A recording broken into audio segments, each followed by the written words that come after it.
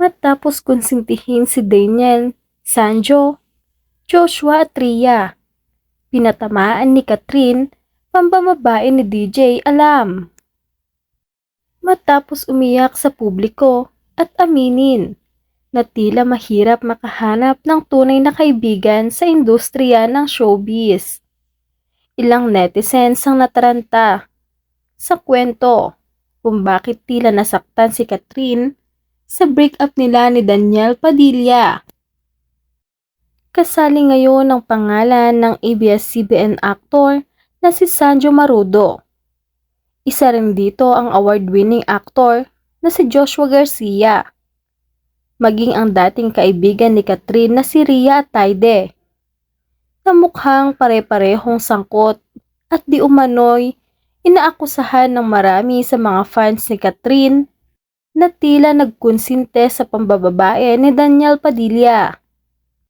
Makikita sa panayam ni Catherine Bernardo ang buong detalye ng mga balitang umani ng iba't ibang reaksyon matapos ibunyag ng umano'y magpagkakatiwala ang source na malapit sa buhay ni Catherine ang pagkakasangkot ng tatlo sa breakup nila ni Daniel Padilla.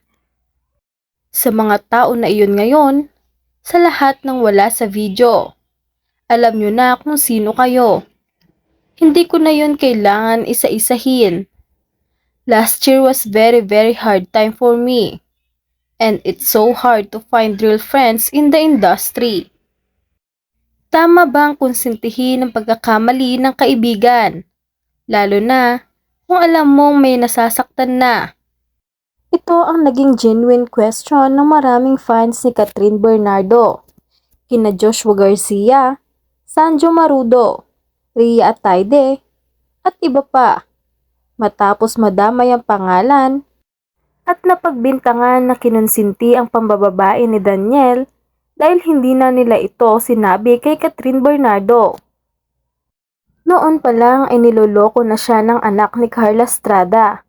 Hindi napigilan ni Catherine na ilabas ang galit sa mga taong nag-ditch sa kanya at tila kinukonsinti pa ang panluloko ng ex-boyfriend.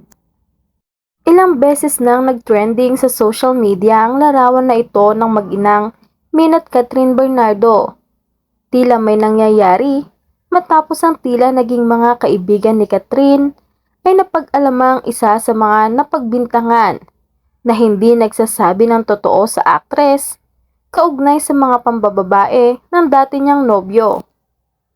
Ayon mismo sa trending comment post ng netizens online, I feel so sad for Catherine.